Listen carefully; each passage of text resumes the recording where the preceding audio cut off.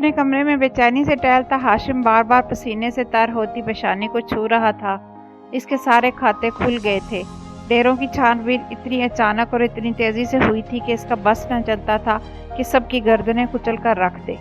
अभी भी एहलकारों का एक सैलाब था जो इसके हेड हाउस के बाहर खड़ा था। यकदम फ़ोन बजा तो इसने आस्तीन से पसीना साफ करते कार रिसीव की। सरकार, वो लड़की वली इसे ले गया है और जोगी को पुलिस ने गिरफ्तार कर लिया है। क्या बकवास है ये, वो चीखा था। चेहरा तैश से स्याह पड़ने लगा, जैसे किसी शैतान का स्याह पड़ जाता है, और फिर धीरे धीरे इसका वजूद इसी गुस्से की हिद्दत से पिघल कर ख़त्म हो जाया करता है। इसका जिस्म भी जैसे किसी आग में दहक रहा था।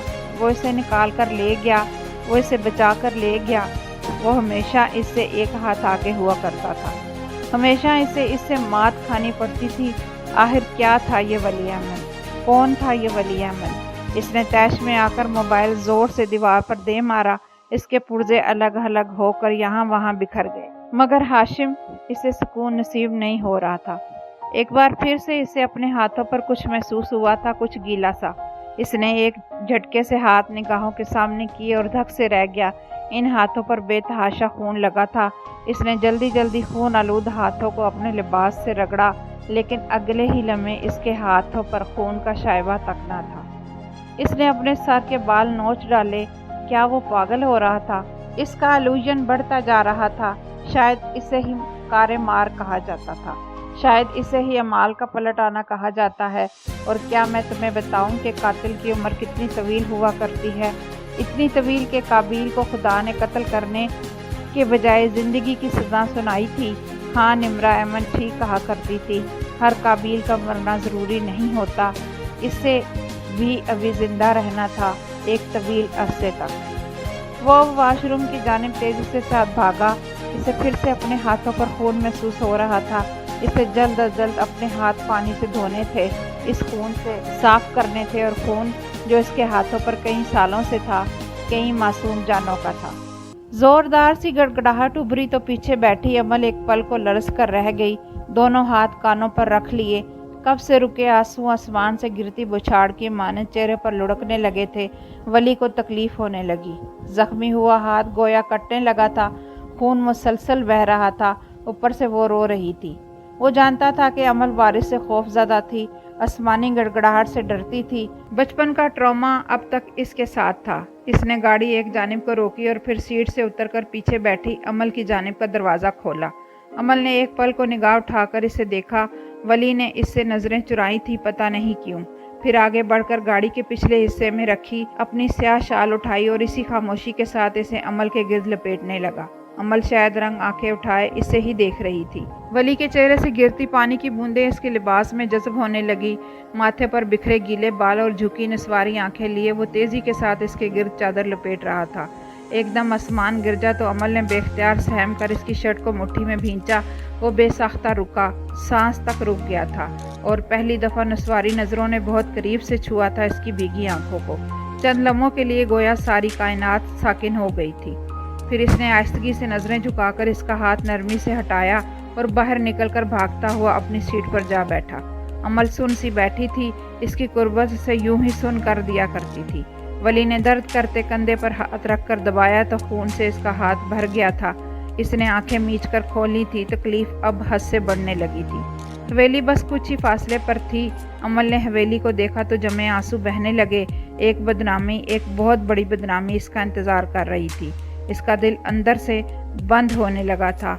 आंखों से बहते आंसुओं में तेजी आ गई थी, मगर इसकी आवाज़ ना निकली। घुट घुट कर रोने के अलावा इसमें किसी चीज़ की हिम्मत नहीं थी। वली ने गाड़ी तेजी से पुरच में लाकर रोकी तो कब से दरवाजे पर जमे बख्तियार और जमान दौड़ते हुए इन दोनों तक आए।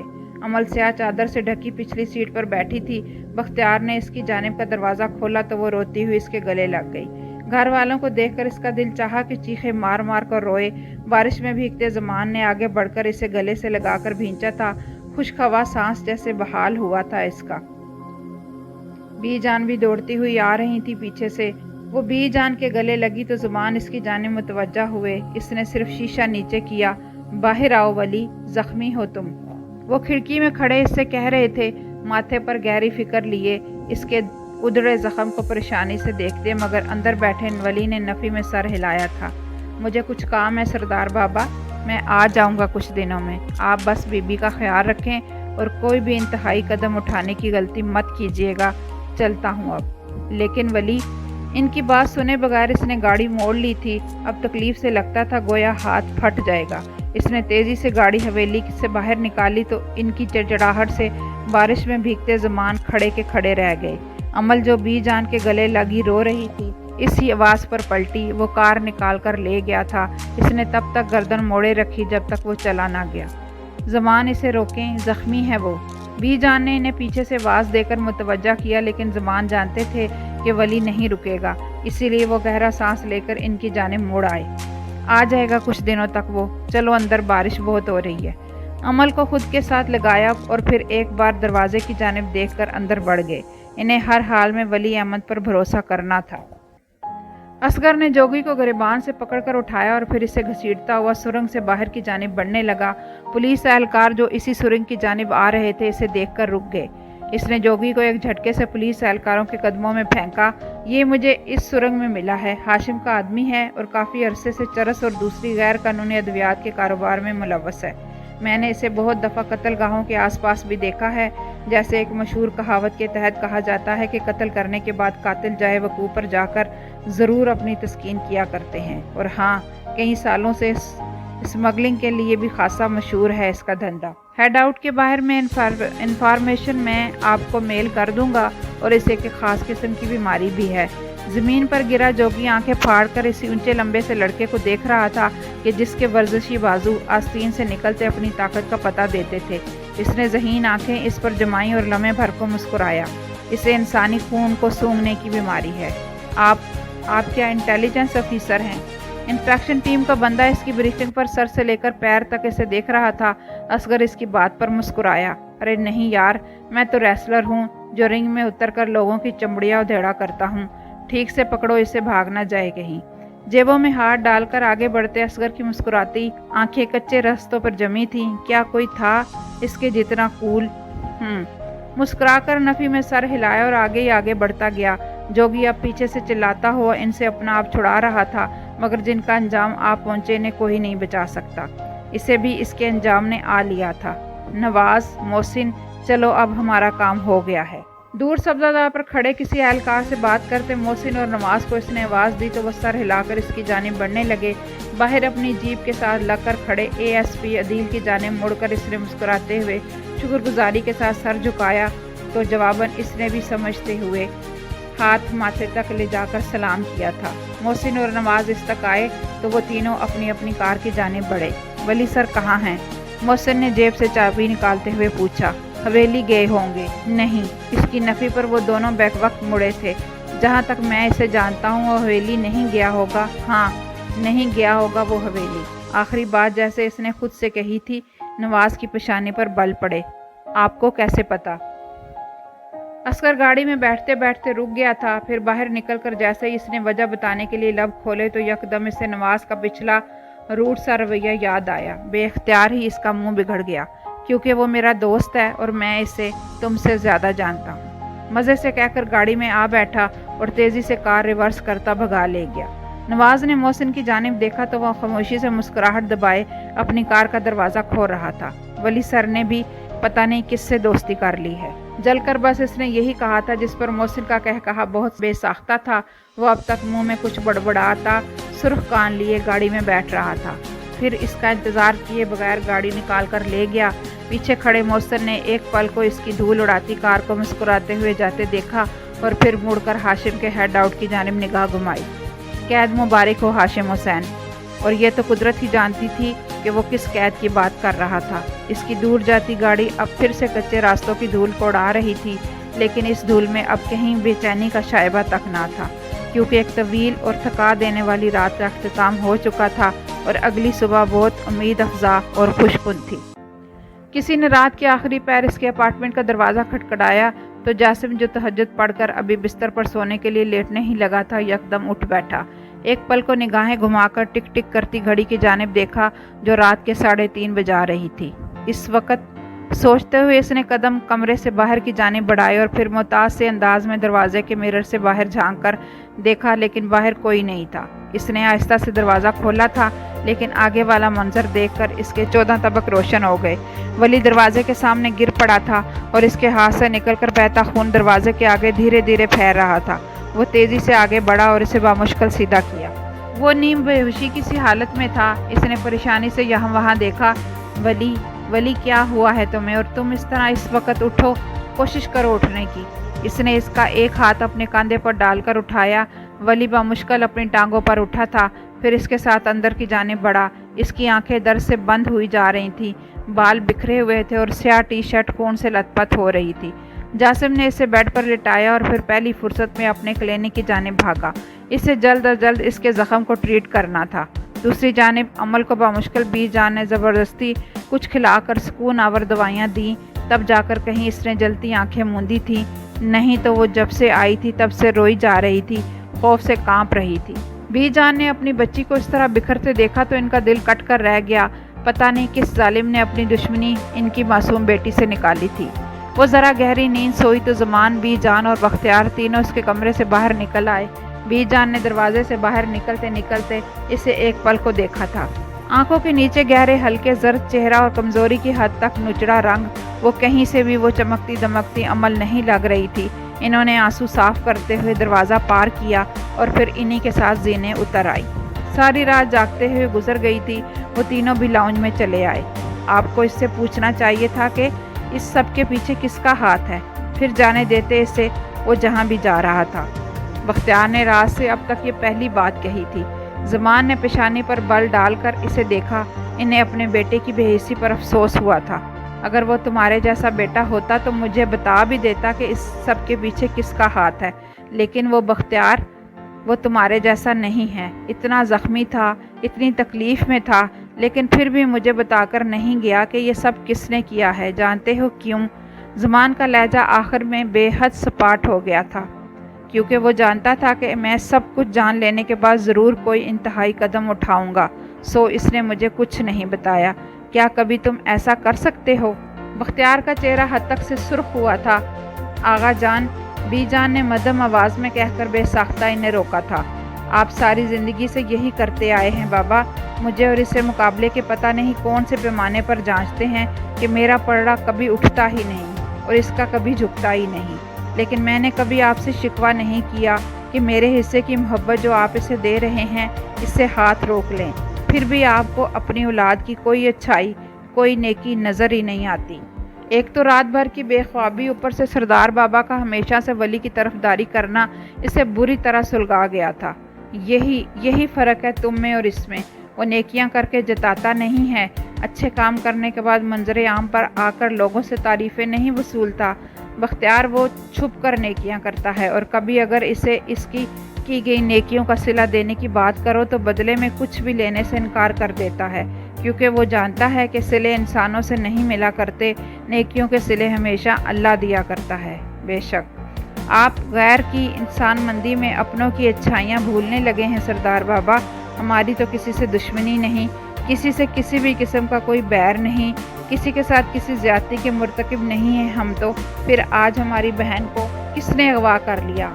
ऐसा आखिर कौन पैदा हो गया बाबा जो हमारी बहन बेटी को घर से यूं दिन दहाड़े उठा ले जाए? ये सब इसकी दुश्मनियों का नतीजा है कि हम ऐसी ज़िल्लत और रसवाई से दो-चार हुए हैं। हम ऐसी जगह आ खड़े हुए हैं जहां हम किसी को मुंह तक दिखाने के काबिल नहीं हैं। बुलंद आवाज़ से बोलते बोलते इसका सांस बेतहाशा फूल गया था। ज़मान सर्द निगाहों से इसे यकटक देखे गए। कभी कभी इन्हें अपनी ही तरबियत पर शक सा होता था, लेकिन फिर संभल भी जाया करते थे, क्योंकि जो राहें हसन और हुसैन अहमद ने इख्तियार की थी, इनकी औलाद भी इसी पर चल रही थी। पता नहीं इनके खून में ऐसी गलाजत की आमेज़िश कहाँ से हुई थी। वो जो करता है इसे ओन भी करता है, जो बातें, जो फैसले, जो अमाल वो बजा लाता है, इनकी एक कड़ी जस्टिफिकेशन भी रखता है। वो दुश्मनी हमारी थी या इसकी, इससे फ़र्क नहीं पड़ता। बख्तियार मौत के चंगल से ज़ख्मी वजूद के साथ वो अमल को निकाल लाया है ना, फ़र्क इससे पड़ता है। और रही मेरी बेटी की बात, तो इसके साथ जो भी हुआ हो, मैं इसकी सज़ा इसे नहीं दूंगा। जिसने इसके साथ ये किया है, सज़ा इससे मिलेगी। ظلم اگر بیٹیوں کے ساتھ ہو جائے تو ان کی وجہ سے معاشرے میں منہ چھپانے کی کوئی ضرورت نہیں ہوتی۔ یہ منہ انہیں چھپانا چاہیے جنہوں نے ظلم کیا ہو، نہ کہ کسی مظلوم کو۔ اگر تم پر تمہاری بہن بوجھ ہے تو کوئی بات نہیں، اس کا باپ ابھی زندہ ہے، وہ اسے پال سکتا ہے کسی بھی دقت کے بغیر۔ زمان کی آنکھیں سرخ ہو چکی تھیں۔ لفظوں کی جن تماچوں سے انہوں نے بختیار کو نوازا تھا وہ بلا شبہ بہت کڑے تھے۔ اس کی روح تک بلبلا اٹھی۔ ہاں تو کرتے رہیں آپ سدا اس غیر پر بھروسہ اپنی اولاد کو چھوڑ کر۔ میں بھی دیکھتا ہوں کہ کب تک آپ کی غلامی کر کے آپ کو شیشے میں اتارتا ہے۔ میں بھی یہی ہوں اور آپ بھی یہی ہیں۔ ایک نہ ایک دن بابا وہ آپ کو چھوڑ کر ضرور جائے گا، اور شاید اسی دن آپ کو اپنی اصل اولاد کی قدر آئے گی۔ اس نے اٹھ کر بھڑکتے ہوئے کہا تو زمان نے اسے سکون سے دیکھا۔ جتنی خدمت وہ کر چکا ہے اتنی تو کوئی سگی اولاد بھی نہیں کرتی، اور جس دن اس نے مجھ سے دور جانے کی اجازت مانگی اس دن بختیار میں اسے اجازت دے دوں گا، کیونکہ درد کی جس بھٹی میں وہ سلگ کر کندن بنا ہے اسے صرف اور صرف محبت کی حدت ہی پگھلا سکتی ہے۔ اتنے سال وہ تمہاری اور تمہارے جیسے ہر کم ظرف انسان کی گالیاں برداشت کرتا رہا ہے صرف میری وجہ سے، تو تمہیں کیا لگتا ہے کہ کبھی میں اسے جانے سے منع کروں گا؟ ایسا کبھی بھی نہیں ہوگا۔ اس نے کچھ کہنا چاہا لیکن سمجھ ہی نہیں آیا کہ کسی کی نیکیوں کے بدلے میں اپنے بد اعمال سے کیسے دفاع کیا جائے۔ اسی لیے سرخ چہرہ لیے دھڑ دھڑ کرتا وہ لاؤنج سے اٹھ آیا تھا۔ اس کے جاتے ہی زمانی نے افسوس سے سر ہلایا۔ زمان بھی بولتے بولتے ہانپنے لگے تھے۔ کوئی کسی کو لفظ تسلی نہیں دے رہا تھا، کیونکہ اس گھر کا ہر نفس جانتا تھا کہ ولی کے بغیر تسلی کے بول ایک خالی خلی سی داستان کے سوا اور کچھ نہ تھے۔ اپنے آفس میں ہاشم تاریکی میں بیٹھا اسی تاریکی کا حصہ لگ رہا تھا۔ اس کے چہرے، وجود اور روح پر سیاہی کی ایک ایسی گہری چھاپ تھی کہ جس کو توبہ کے سوا اور کوئی ارکے انکا نہیں کر سکتا تھا۔ اپنے ہیڈ آؤٹس کی ساری تفصیلات کا منظر عام پر آ جانا، اپنے سالوں کے چلتے دھندوں کو یوں ایک رات میں زنگ آلود ہوتا دیکھنا، بوجھ سے ڈھکے گناہوں کا سیاہ رات سے صبح کے چمکتے سورج تلے کھل جانا، اس سے کچھ بھی برداشت نہیں ہو رہا تھا۔ وہ آیا، اس کے ڈیروں کے اندر گھس کر اس لڑکی کو نکال کر لے گیا۔ اسے اپنے سے جڑی عورتوں کی حفاظت کرنے آتی تھی۔ اسے وہ سب کرنا آتا تھا جو ہاشم کرنا چاہتا تھا۔ بار بار روح پر کوڑے کی طرح پڑتا ایک اعتراف اسے پل پل موت کی سی اذیت دے رہا تھا کہ وہ بہتر تھا، اس سے بہت بہتر تھا۔ کچھ نہ پا کر بھی بہت کچھ پا چکا تھا، سب کچھ لٹا کر بھی خالی ہاتھ نہ تھا۔ اس نے تیز ہوتے تنفس کو دانت جما کر قابو کیا۔ اس کے اندر غصے کا ایک ایسا الاؤ دہک رہا تھا کہ جس کے شعلے اب اس کے وجود کو دوزخ کی اندیکھی سی آگ میں بھڑ بھڑ جلا رہے تھے، یا پھر یہ شاید وہ آگ تھی جو اس نے اپنے اعمال سے جمع کی تھی، اور اپنے اعمال کی آگ میں تو انسان کو جلنا ہی ہوتا ہے۔ اسی پہر کسی نے دروازے پر دستک دی تو اس کی سوچوں کی گہری تان ٹوٹی۔ اندر داخل ہوتا شہیر پل بھر کو سمجھ ہی نہ پایا کہ وہ اس اندھیرے میں کس سمت بیٹھا ہے۔ کہو شہیر، آواز کے باعث وہ کچھ حد تک سمت کا تعین کر پایا تھا۔ پھر ذرا قریب آ کر روشن سی موبائل اسکرین اس کے سامنے کی۔ وہاں ایک خوش شکل سا نوجوان کھڑا پولیس اہلکاروں سے باتیں کر رہا تھا۔ نیچے پولیس اہلکاروں کے قدموں میں جوگی کو دیکھتا مسکرا کر کچھ بولتا ہوا، اسی لڑکے کا کہا تھا نا آپ نے؟ اس نے آگے ہو کر موبائل ہاتھ میں تھاما اور پھر اسے ذرا قریب کر کے دیکھا۔ کون ہے یہ؟ شہیر چند پل کچھ نہ بولا تو اس نے زور سے ٹیبل پر ہاتھ مارا۔ میں نے پوچھا کون ہے یہ؟ او سرکار، یہ حسن شاہ کا بیٹا ہے، وہی حسن شاہ جو نور آباد کا الیکشن لڑ رہا تھا۔ معذرت کے ساتھ لیکن سرکار وہ شروع ہی سے ولی احمد کا ساتھی تھا، شاید اس نے آپ کے ساتھ ڈبل گیم کھیلی ہے۔ اور تاریکی میں بیٹھا ہاشم کا وجود لمحے بھر کو ساکت ہو گیا۔ صرف یہی نہیں، وہ محسن جو آپ کے لیے کام کر رہا تھا، دراصل وہ بھی ڈبل ایجنٹ تھا سرکار، وہ ولی کے ساتھ تھا۔ ایک ایک کر کے فضا میں تیرتے ساکت نقطے جڑتے جا رہے تھے۔ پزل کا ہر ٹکڑا اپنی جگہ پر آ کر درستگی سے لگ گیا تھا، لیکن جو تصویر اس کے بعد سب کے سامنے آ رہی تھی وہ بہت بھیانک تھی۔ وہ تصویر ہاشم حسین کے ہار جانے کی تصویر تھی۔ آج کی صبح بے حد اجلی تھی، شفاف اور صحت مند سی فضا سے معطر۔ اس نے قسمسا کر آنکھیں کھولی تو کمرے میں گرم نرم دھوپ پر نگاہ پڑی۔ اس نے ایک دو بار پلکیں جھپکی، مگر کمزوری کے باعث اس کی بصارت بار بار دھندلا رہی تھی۔ ہمت کر کے اس نے اٹھنے کی کوشش کی۔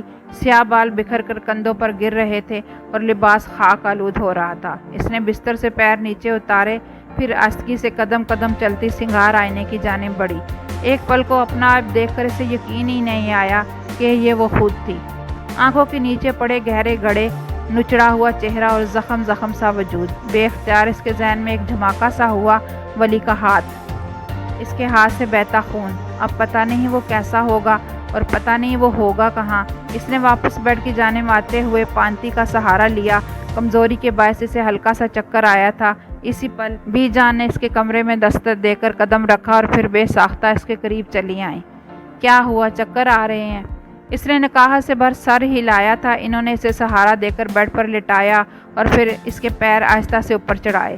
وہ زیادہ زخمی نہیں ہوئی تھی، لیکن جس سب سے وہ گزری تھی اس نے عمل کے اعصاب جما کر رکھ دیے تھے۔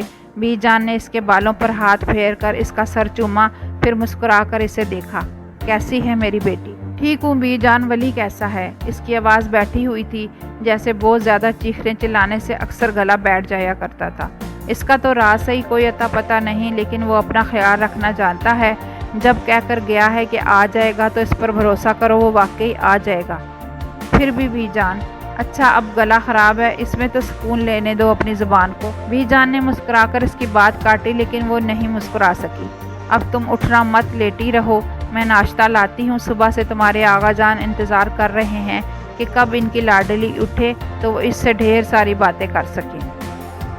عمل ان کی بوڑھی سی شہد رنگ آنکھوں کو دیکھے گئی۔ وہ جانتی تھی کہ ان کے ہر رنگ کو، اور جو اس وقت مسکراتا سا رنگ ان کے چہرے پر تھا، اس کے پیچھے بہت سے آنسو چھپے تھے۔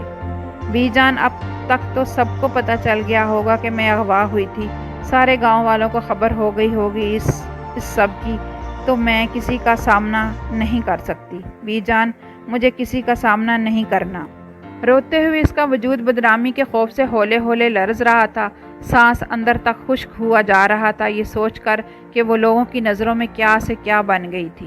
بی جان نے اس کا چہرہ دونوں ہاتھوں میں تھاما اور مضبوطی سے اس کی گلابی پڑتی آنکھوں میں دیکھا۔ تمہیں ولی بچا کر لایا تھا عمل، اور وہ صرف انسان ہی نہیں بچایا کرتے بچے، وہ عزتیں بھی بچایا کرتا ہے۔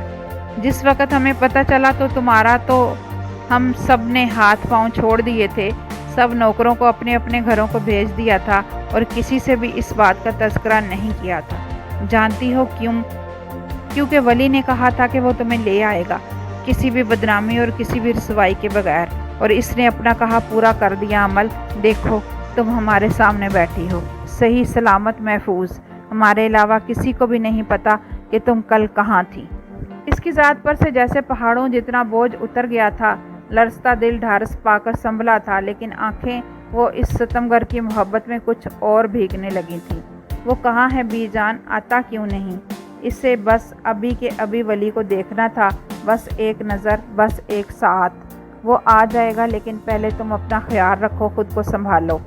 ہاں، ان کے نرمی سے کہنے پر اس نے بہت اچھے بچوں کی طرح آنسو صاف کرتے ہوئے گردن ہلائی۔ اور ہاں، نورا اپنے گھر میں ہے حفاظت سے، پولیس نے اسے اس کے گھر پہنچا دیا تھا۔ اب تم لیٹو، میں ناشتہ لاتی ہوں تمہارے لیے۔ اور پھر واقعی کسی بھی پس و پیش کے بغیر لیٹ گئی۔ اس کا وجود ہوا سے بھی زیادہ ہلکا ہو گیا تھا، لیکن آنکھیں، بس شہد رنگ آنکھیں ولی کے دید کو ترسی جا رہی تھیں۔ ہاں، بس ایک یہی درد تھا جو اسے دھیرے دھیرے گھیرنے لگا تھا۔ برابر حویلی میں ایک جشن کا سا سماں تھا۔ ارجمن کے سب سے لاڈلے بیٹے کی شادی تھی، بھلا جشن کا سماں کیوں نہ ہوتا۔ ڈھولکی کے ساتھ اب شاپنگ اور بازاروں کے چکر بھی حسب عادت بڑھ گئے تھے۔ انہیں کسی چیز کی پرواہ نہیں تھی کہ کسے گرفتار کیا گیا اور کس کا جسم نکارہ ہو کر رہ گیا۔ انہیں کسی بات سے کوئی فرق نہیں پڑتا تھا، کیونکہ وہ ان لوگوں کی قسم سے تھے جنہیں صرف درد تب تک محسوس ہوتا تھا جب خود پر آ پڑتا تھا۔ اس سے پہلے دنیا باغ و بہار تھی، جنت تھی۔ اوپر ریکنگ سے نازیہ نے جھانک کر نیچے ارجمن کو آواز لگائی کہ بازار وہ بھی جائے گی، کیونکہ اس کے مہندی کے جوتے رہ گئے ہیں۔ نیچے سے اس کے جواب پر ارجمن نے بس سر ہلانے پر ہی اکتفا کیا تھا۔ دوسری جانب نگاہ گھما کر دیکھا جاتا تو اندازہ ہوتا کہ بہت سے لوگ دیوار گیر قد آدم کھڑکیوں کے شیشوں سے نظر آتے سبزہ زار کی صفائی میں مشغول تھے۔ ذرا آگے جاتے تو کچن میں اشتہا انگیز کھانوں کی مہک سے سارا باورچی خانہ مہک رہا ہوتا۔ کل خالہ آ رہی ہیں تمہاری، اور کہہ رہی تھی کہ نفیس سے کہیں تیار رہے کہ ہم نے اسے آ کر ہلدی میں رنگ دینا ہے۔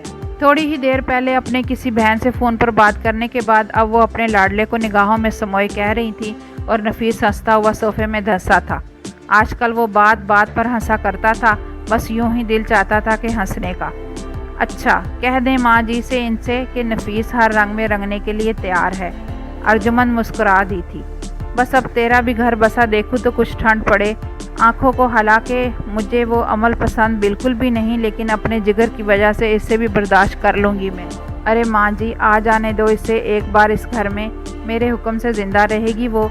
ये मर्जियाँ चलती हैं अपने बापों के घर में, शोहरों के घर में सिर्फ शोहरी की माननी पड़ती है, क्योंकि इसका होकर रहने में ही औरत की आफियत होती है। इसने कहकर गर्दन तानी तो अर्जुमंद को ख्वाम-ख्वाही फ़ख्र हुआ था इस पर। तू अगर ऐसे रहे तो मजाल इसकी कि एक पर भी मार सके। बस तू ना बदलना नफीस, नहीं तो वो लड़की हमें कहीं का नहीं रहने देगी। बहुत तेज़ ज़ुबान है इसकी, तौबा। इन्हें अपनी बेइज्जती एकदम याद आई थी। तू फिक्र ही ना कर मेरी माँ, ऐसे रखूँगा कि आवाज़ भी नहीं निकलेगी इसकी। तेरे पाँव धो धो कर पिएगी, तभी तो बीवी का दर्जा मिलेगा इसे। अर्जुमंद को खुद से लगाते इसने जैसे इन्हें तसल्ली दी तो वो इस पर निहाल हो गई। ऐसा बेटा तो इन्हें चिराग लेकर ढूंढने पर भी नहीं मिलना था। अच्छा हाँ नाजिया, बात सुन। वो जो रस्म हिना से पहले की रस्म होती है, इसका जोड़ा तो तूने तैयार कर लिया है ना? 1 हफ्ते में जाकर देना है जोड़ा। भाई अब वक़्त ही कितना रह गया है। नफीस के उठते ही अब वो फिर से मुलाजमीन की दौड़ें लगवा रही थी। इनके अंग अंग से खुशी को फूटते कोई भी देख सकता था। इसी पहल साथ खड़ी हवेली में सुबह की तिरछी होकर गिरती धूप में बीजान इसे इसके कमरे से निकाल कर लाई थी। साफ़ सुथरे से लिबास और धुले धुलाए बालों में वो पहले से खासी बेहतर लग रही थी, या शायद बेहतर लगने की कोशिश कर रही थी। ज़ुमान के कमरे का दरवाज़ा खटखटाकर वो बीजान के साथ दाखिल हुई। ज़ुमान जो रॉकिंग चेयर पर झूलते शायद इसी का इंतज़ार कर रहे थे, यकदम रुक से गए। इन्हें देखते ही इसके हलक में आंसुओं का एक गोला सा था जो जमा हुआ था। पलकों की सुनहरी बाढ़ से आंसू टूट टूट कर गिरने लगे। दबी दबी सी सिसकियाँ सुनाई देने लगीं। फिर वो धीरे धीरे चलती इन तक आई। ज़ुमान बेसाख्ता उठ खड़े हुए थे, लेकिन फिर इससे मज़ीद सब्र नहीं किया गया। इनके गले लगकर वो फूट फूट कर रो दी। वो ऐसे कभी नहीं रोया करती थी, लेकिन शायद अब हिम्मत जवाब दे गई थी इसकी। ज़ुमान जब से गुलाबी आंखें लिए इसे साथ लगाए रहे। अच्छा था वो रो लेती।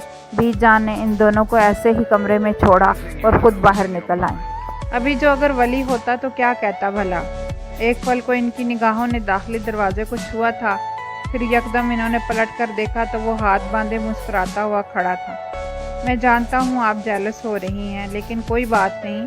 अगर वो सरदार बाबा के गले लगी है तो मैं आपके गले लग जाता हूँ। झुक कर इन्हें खुद के साथ अपनाइयत से लगाता। लेकिन अगर वो होता तो बीजान कभी यूँ इतना उदास ना होती। आंखों की नोक को उंगली से साफ करती। वो किचन की जानेब बढ़ गई थी। कहानी के किरदारों में सबसे प्यारा किरदार न जाने हमेशा इतना रुलाता क्यों था। वो जी भर कर रोने के बाद अब इनके घुटने के ऐन सामने बैठी थी, जैसे हमेशा बैठा करती थी। आंखें सुर्ख मुतवरम हो थी और नाक गुलाबी रंग से दहक रही थी, मगर इसके वजूद की सारी कसाफत आंसुओं के रास्ते बहकर इसे साफ कर चुकी थी। वो मुस्कुराकर आगा जान की कोई बात सुनती। सुनहरी सी धूप लग रही थी, वली की धुली सी चांदनी। यकदम दरवाज़ा धाड़ से खुला तो इसने और ज़ुमान ने चौंक कर दरवाजे की जानिब देखा। बख्तियार ने वहीं खड़े खड़े इसे कड़े तेवरों से घूरा और फिर पास आकर बेदर्दी से हाथ पकड़कर इसे खड़ा किया तो वो खौफजदा सी होकर ज़ुमान के साथ आ लगी। ये क्या तरीका है बख्तियार? ज़ुमान गिरजे थे। बख्तियार ने अंगारा आंखों से इन दोनों को देखा था। अमल का दिल कांपने लगा। पूछें इससे कि किसने अगवा किया था इसे, कहीं किसी ने इसे ख़राब तो नहीं कर दिया।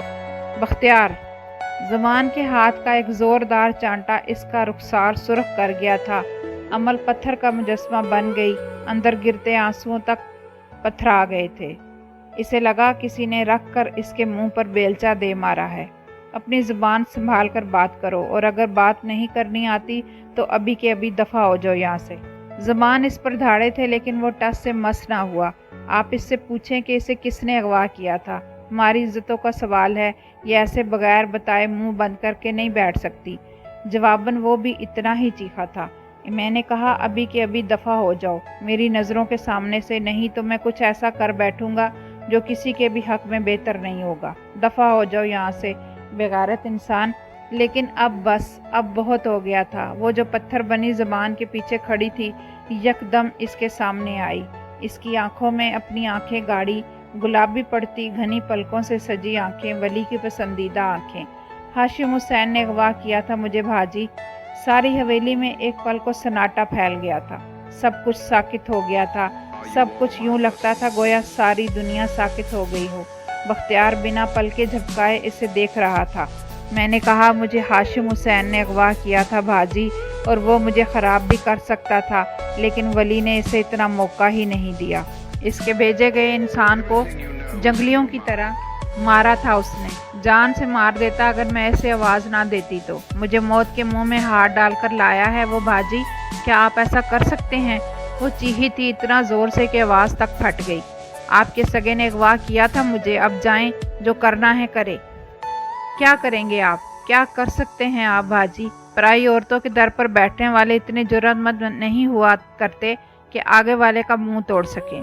आपकी इज्जत, हाँ आपकी इज्जत इज्जत है, और मेरी इज्जत वो क्या है? वो किसकी इज्जत होगी फिर? क्या हैं आप भाजी? खुद क्या हैं आप? पलकों से आंसू बेतहाशा लुढ़कते जा रहे थे, मगर अब हद हो गई थी। इसने बेदर्दी से आंसू रगड़कर साफ किए और एक ही जाविये पर साकित हुए बख्तियार को नफरत से देखा। मैं अल्लाह से दुआ करूंगी भाजी कि वो आप जैसा भाई कभी भी किसी को ना दे। मैं दुआ करूंगी उससे, और अब खुदा के लिए, इसने बेजारियत से हाथों को जोड़कर माथे पर रखा था, मेरे सामने से चले जाएं और मुझे और बाबा को दोबारा अपने घटिया सवालात से मत डिस्टर्ब कीजिएगा। चले जाएं खुदा के लिए आप यहाँ से। इसने कहकर रुख फेरा तो वो चंद लम्हों बाद शिकस्ता कदमों से बाहर की जानिब बढ़ गया। ज़मान बेसाख्ता अपनी रॉकिंग चेयर पर बेदम से गिरे थे।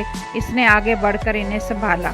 पता नहीं किस गुनाह की सज़ा मुझे ऐसी औलाद मिल गई है।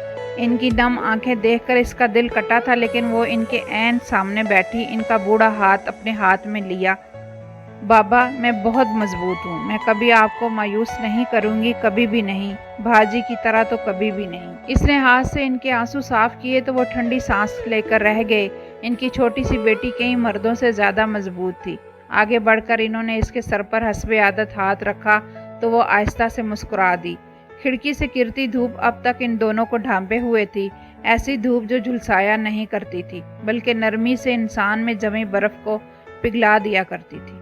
बख्तियार की तेजी के साथ दौड़ती कार का रुख हाशिम के घर की जानिब था। इसे अभी इससे बहुत से हिसाब लेने थे, पिछले किस्सों का हिसाब वसूलना था। इसने गाड़ी कच्चे रास्तों पर तेजी के साथ दौड़ाई, लेकिन फिर जैसे ही वो इनके इलाके की हदूद में दाखिल हुआ तो इसने बहुत से लोगों का हजूम देखकर अपनी कार एक जानिब को लगाई। बाहर के मंजर को देखते वो अपनी कार से निकल आया था। ऊंचे सतूनों पर जमी मजबूत हवेली के सामने पुलिस की बहुत सी गाड़ियां खड़ी थीं। कुछ अहलकार घर के अंदर भी दाखिल होते देखे थे इसने, वो भी तेजी से आगे बढ़ा। दूसरी जानिब हाशिम हुसैन के कमरे में बैठा इन्हें खामोशी से देख रहा था कि बाहर यकदम अजीब किस्म का शोर उठा। बहुत सी गाड़ियों का शोर, बेयक वक्त बहुत से दरवाजे खुलकर बंद होने का शोर, तेजी से अंदर की जानिब बढ़ते कदमों की आवाज़। इसकी समात में जैसे ये सब किसी सूर की तरह उतरा था। निगार बेगम तेजी से अंदर भागती आई। इनकी रंगत मुतगय्यर थी और सांस उखड़ा हुआ। हाशिम, बाहर पुलिस आई है तुझे गिरफ्तार करने। इसने इसी खामोशी से निगार को देखा, फिर एक नज़र हुसैन पर डालता उठकर बाहर निकल आया। जीनों से उतरते इसने देखा कि बहुत से एहलकार सब्जाजार पर खड़े बंदूकें इसकी जानिब ताने हुए हैं। इन सबसे आगे अदील खड़ा था, ASP अदील। इसने एक निगाह इन सब पर डाली और फिर अदील की आंखों में आंखें डाले करीब हुआ। एक साथ बहुत से गन्स लोड होने की आवाज़ आई। तुम्हें कत्ल, स्मगलिंग और बेशतर गैर कानूनी सरगर्मियों के जुर्म में अरेस्ट वारंट के तहत गिरफ्तार किया जाता है हाशिम हुसैन। इसने मुस्कुराते हुए बिना किसी पसोपेश के हाथ आगे किए तो अदील ने बस एक पल को रुक कर इसे देखा, फिर इसकी कलाइयों में हथकड़ियां पहनाता इसे लिए बाहर की जानिब बढ़ने लगा। बाहर दरवाजे के पास ही इसे बख्तियार मिल गया था। इसने आगे बढ़कर इसे गिरबान से दबोचा तो पुलिस एहलकार यकदम आगे आए। मैंने तुम्हें हमेशा अपना दोस्त समझा था हाशिम, लेकिन तुम, इसकी आंखों में दहकती नफरत को हाशिम ने बेतासुर नज़रों से देखा था। तुम तो सांप निकले, मेरे लिबास का सांप निकले तुम हाशिम, जिसने मुझे मौका मिलते ही डस लिया। अब तुम भी देखना कि मैं तुम्हारी बहन के साथ क्या करता हूँ। जब तुम्हें दर्द होगा तभी तुम अंदाज़ा कर पाओगे कि ये तकलीफ़ क्या तकलीफ़ होती है। اس نے ایک جھٹکے سے اسے چھوڑا تو ہاشم کی پیشانی پر پہلی دفعہ فکر چمکی، لیکن پھر کچھ بھی بولنے کا موقع دیے بغیر اہلکار اسے گھسیٹتے ہوئے باہر لے گئے۔ بختیار نے ایک قہر آلود نگاہ اس پر ڈالی اور پھر اندر کی جانب بڑھا۔ شازیہ جو نگار بیگم کے ساتھ دروازے میں ٹکی کھڑی تھی، اس کے ایسے جارحانہ سے انداز کو دیکھ کر وہ بے ساختہ پیچھے ہوئی۔ اسے کیا پتا تھا کہ اسے اس کے بھائی کے کیے گئے اعمال کی سزا ساری زندگی بھگتنی تھی۔ دوسری جانب جاسم کے اپارٹمنٹ میں صبح کی مخصوص چہل پہل تھی۔ ولی جو کچھ دیر ہی پہلے گہری نیند سے جاگا تھا، اب منہ ہاتھ دھو کر فریش ہوا ناشتے کی گول ٹیبل پر جاسم کے ناشتے کا انتظار کر رہا تھا۔ جاسم نے سنہرے سے آملیٹ کی پلیٹ اس کے سامنے رکھی اور پھر اصغر کو آواز دی۔ اصغر چائے بہت اچھی بناتا تھا، اس لیے آج یہ ذمہ داری اسے سونپی گئی تھی کہ وہ چائے بنائے گا، جس پر اس نے برے برے منہ بنا کر چائے بنا ہی لی تھی۔ وہ صبح ہی صبح اس کے گھر آ دھمکا تھا۔ ہاشم کو گرفتار کر لیا ہے پولیس نے۔ ٹیبل پر چائے رکھتے جیسے اصغر نے موسم کی کوئی خوشگوار سی خبر سنائی تھی۔ ولی نے ایک نظر اٹھا کر اسے دیکھا، وہ رات سے کافی بہتر لگ رہا تھا، چہرے پر صحت مندی اور سکون کی جھلک لیے۔ جانتا ہوں۔ جاسم نے آملیٹ کا ٹکڑا منہ میں رکھتے ہوئے اسے دیکھا۔ وہ ان کا یونی فرینڈ تھا، بہت نیک دل اور انتہائی شریف سا۔ پھر خوش کیوں نہیں ہو تم؟ کس بات پر خوش ہونا چاہیے مجھے؟ اس نے ہاتھ آگے بڑھا کر اپنی چائے اٹھائی۔ زخمی ہاتھ البتہ اس نے گود میں رکھا ہوا تھا۔ اسے گرفتار کر لیا ہے پولیس نے۔ اصغر بھی اس کے مقابل کرسی پر بیٹھا چائے کپ میں انڈیل رہا تھا۔ 1-2 دن بھی نہیں لگیں گے اسے اس جیل سے نکلنے میں۔ اس جیسے بارسوخ لوگوں کو صرف اس کے جیسے بارسوخ لوگ ہی قابو کر سکتے ہیں۔ پولیس تو جیب میں رہتی ہے ان کے۔ وہ بہت سکون سے ان دونوں کو جیسے حقیقت کا آئینہ دکھا رہا تھا۔ جاسم بے سکونی سے آگے کو ہوا۔ پھر تو کیا کوئی راستہ نہیں ہے اسے قید کرنے کا؟ میں نے یہ کب کہا کہ کوئی راستہ نہیں ہے؟ میں تو صرف یہ کہہ رہا ہوں کہ یہ سب پولیس کے بس کی بات نہیں ہے۔ باقی انسان کو تباہ کرنے کے لیے اس کے اعمال ہی کافی ہوتے ہیں۔ تم کیا کرنے لگے ہو؟ اصغر کے سنجیدہ سے سوال پر اس نے پہلی دفعہ ہلکے سے مسکرا کر ان دونوں کی جانب دیکھا تھا۔ سوری، یہ کانفیڈینشیل ہے، میں آپ دونوں میں سے کسی کو بھی نہیں بتا سکتا۔ یار ولی بتا نا۔ اصغر نے ناشتہ چھوڑ کر بہت بے چینی سے اس سے پوچھا تو اس نے مزے سے کندھے اچکائے۔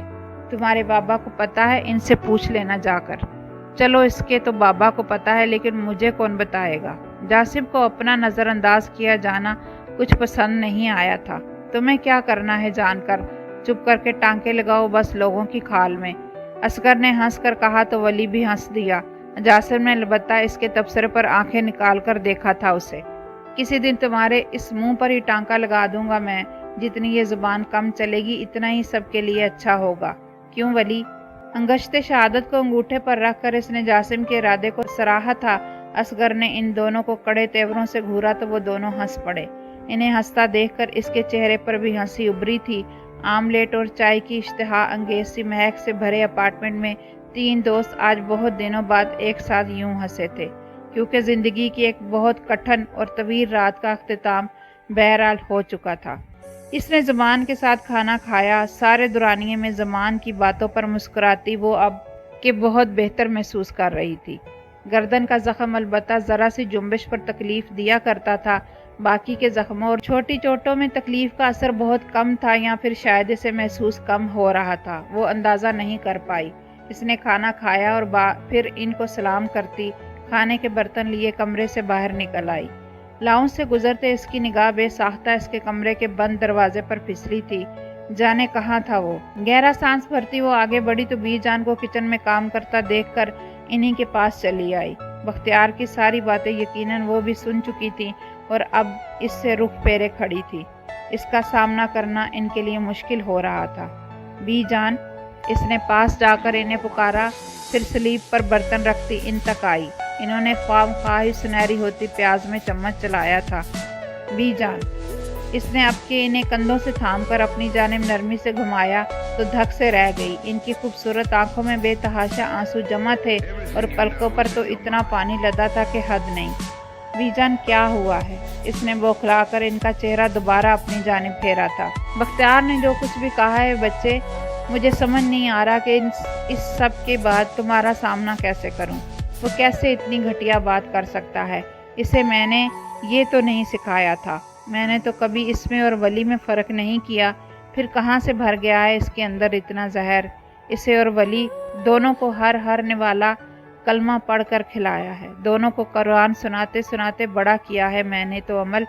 پھر کیوں ہے ایسا کہ ایک ریشم ہے اور دوسرا ٹاٹ، ایک عزت کا محافظ ہے تو دوسرا سر سے چادر کھینچنے کی باتیں کرتا ہے، ایک زخم سمیٹتا اور دوسرا زخم دیتا ہے۔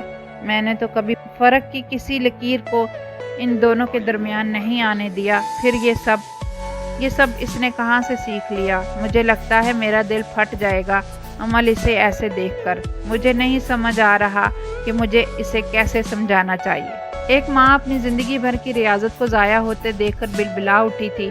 ہاں، اب ان کی برداشت سے بھی سب کچھ باہر ہونے لگا تھا۔ اس نے دکھ سے انہیں دیکھا اور پھر آہستہ سے انہیں اپنے گلے لگایا۔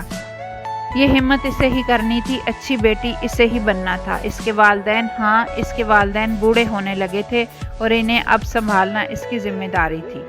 ان کے ہر آنسو کو سمیٹنا اب اس کے کندھوں پر آ گرا تھا۔ وقت آ گیا تھا کہ جب ان کی زندگی بھر کی محنت کا صلہ انہیں مل ہی جانا چاہیے تھا، اور اب وہ وقت بھی آ گیا تھا کہ جب اسے اپنے آنسوؤں کو بھی خود ہی صاف کرنا تھا، گر کر خود ہی اٹھنا تھا، گرے ہوئوں کو اٹھانا تھا۔ اس نے انہیں خود سے الگ کیا، پھر مسکرا کر ان کی جانب دیکھا۔ ہر پودا، ہر درخت اور ہر غذا ایک سی نہیں ہوتی بی جان، ایک ہی پانی، دھوپ، ہوا اور کڑی نگرانی کے باوجود بھی کچھ کو کھارا بننا ہوتا ہے اور کچھ کو گلاب۔ یہ انسان کے بس کی بات نہیں بھی جان، یہ تو اللہ کے کام ہوتے ہیں کہ کسے ببول بنا دے اور کسے ریشم عطا کرے۔ آپ نے زندگی بھر دھوپ میں اپنی پشت جلا کر انہیں سنوارا ہے، لیکن جن کا مقدر ہی کانٹے ہوں وہ پھول نہیں بن سکتے، کبھی بھی نہیں بن سکتے۔ بی جان نے اپنی آنکھیں دوپٹے سے صاف کی اور اسے سن رہی تھی کہ ولی کو گھنا درخت بن کر آپ پر سایہ فگن ہونا ہی تھا، اور بھاجی کو اپنی شاخ تمازت میں جلا کر ایک اجاڑ درخت کی صورت ہی اختیار کرنی تھی۔ اس میں قصوروار آپ نہیں ہیں بی جان، خود کو ان باتوں کے لیے الزام مت دیں جن پر آپ قادر نہ ہوں۔ مسکرا کر اس نے ان کی دونوں بھیگتی آنکھوں کو نرمی سے اپنے انگوٹھوں سے صاف کیا اور پھر انہیں زور سے بھینچ کر گلے لگایا۔ اب بس بھی کریں رونا دھونا، کیا پکا رہی تھی آپ میرے لیے؟ سوپ تھا شاید، جلدی کرے نا، پھر بھوک لگی ہے مجھے۔ وہ ہنس کر ہانڈی کی جانب پلٹی تھی۔ ابھی تو کھانا کھایا ہے تم نے، پھر سے بھوک لگ گئی؟ سمجھا کرے نا بی جان، سوپ کی بھوک لگی ہے مجھے، اب جلدی سے بنائیں پلیز۔ میں اپنے کمرے میں جا رہی ہوں، تھوڑا ریسٹ کروں گی، اور اب آپ نے رونا نہیں ہے، ٹھیک ہے؟ میں چلتی ہوں۔ ایک دفعہ پھر انہیں خود سے لگا کر وہ پلٹی تو بی جان نے اپنی لاڈلی کو آسودہ دیکھ کر سکون کا سانس خارج کیا۔ کچن سے باہر نکلتے ہی اس کی مسکراہٹ پھیکی پڑی اور شہد رنگ آنکھیں آنسوؤں کے پانی سے جگمگانے لگی۔ اسے سب کو بہرحال یہ یقین دلانا ہی تھا کہ وہ ٹھیک تھی، بالکل ٹھیک تھی۔ آسودگی سے زینے چڑھتے اس کا دل بھاری ہونے لگا تھا اور بوجھ اٹھاتے اٹھاتے اب اس کی جان ختم ہونے لگی تھی۔ کمرے میں آ کر اس کی نگاہ بیڈ پر پڑی، اس کی سیاہ شال کی جانب اٹھی، اس کے ساتھ ہی اس کی سیاہ جیکٹ رکھی تھی جو اس نے اس رات عمل کے کندھوں پر ڈالی تھی۔ اس کے حلق میں آنسوؤں کا گولا سا بننے لگا، آنکھوں میں ڈھیروں پانی لیے وہ نزدیک چلی آئی، شال کو اپنے ہاتھ میں لے کر خود سے قریب کیا۔ ایک پل کو آنکھیں بند کر کے اس نے اس کے ملبوس کی مہک خود میں اتاری تو سانسیں تک مہکنے لگی۔ اسے ابھی بہت سا رونا تھا، بے تحاشا رونا تھا، بے حد بے حساب رونا تھا۔ گہری ہوتی کسی شام میں بہتی جھیل کے پاس بیٹھ کر وہ بہت سا رونا چاہتی تھی۔ آگے بڑھ کر اس نے اس کی جیکٹ اٹھائی اور اسے بھی خود سے لگا کر وہ پھوٹ پھوٹ کر رو پڑی۔ اسے آج اسی لمحے احساس ہو رہا تھا کہ وہ ولی سے پہلے سے بھی زیادہ، بہت زیادہ محبت کرنے لگی تھی۔ جب اس نے اس کے گرد چادر لپیٹی تھی، جب اس نے اس کے اتنے قریب آ کر بھی نظریں اٹھانے کی گستاخی نہیں کی تھی، جب اس کی تکلیف پر اس نے آنکھیں میچی تھیں، اور جب اس کے لیے وہ اپنے زخموں کی پرواہ کیے بغیر دیوانوں کی طرح بھاگتا آیا تھا۔ ہاں، اسے اس سارے عرصے میں وہ پہلے سے بھی زیادہ عزیز ہو گیا تھا، اسے بھی وہ پہلے سے بھی زیادہ چاہنے لگا تھا، لیکن ان ساری ساعتوں میں اس سے کی جانے والی محبت پہلے سے بھی زیادہ زخم دینے لگی تھی، زخموں کو ادھیڑنے لگی تھی۔ کھڑکی سے لگ کر گرتی دھوپ اداسی سے گردن جھکا کر بیٹھی ایک روتی ہوئی لڑکی کو دیکھ رہی تھی جس کی محبت نے اسے ہمیشہ رلایا ہی تھا۔